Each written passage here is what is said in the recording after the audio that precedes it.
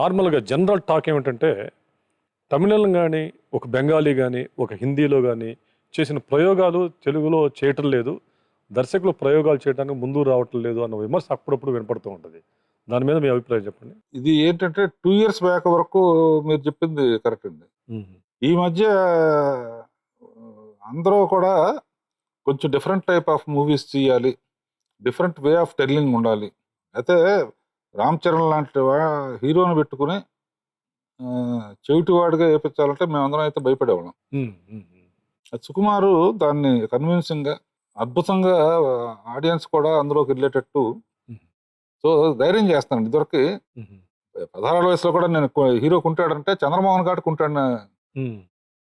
నాకేంటి రామారావుని పెట్టుకొని కుంటాడు హ్మ్. పెడితే బాగుండదేమో అన్న ఫియర్ ఒకటి ఉండేదండి. ఎందుకంటే హుహు. వాళ్ళ ఇమేజ్ అడ్డం వచ్చేది. హుహుహు. ఇప్పుడు ఏంటంటే ఇమేజ్‌ని కూడా హ్మ్. పక్కన పెట్టి క్యారెక్టర్ కోసం హీరోల ముందుకొస్తున్నారండి. హుహు. 'రవితేజ' కూడా ఒక పిక్చర్ చేసాడు కదా! అవును. Blind Anil Ravipudi person. చేసాడు. అవును. అవును. హ్మ్. హ్మ్. మేము అంత ధైర్యం చేసేవాళ్ళం కాదు. ఆ సాహసం చేస్తున్నారు. సాహసం చేస్తున్నాం. క్యారెక్టర్ గనక జనంలోకి వెళ్తుందనుకుంటే వాళ్ళు ఆ సాహసం సాహసం చేస్తున్నారు. చేస్తున్నామండి. అదర్ లాంగ్వేజ్‌లో వాళ్ళతో కూడా కంపీట్ చేసే కెపాసిటీ వచ్చిందండి. హుహుహు. కొత్త కుర్రాళ్ళందరూ బాగా ఆలోచిస్తున్నారు. హుహు.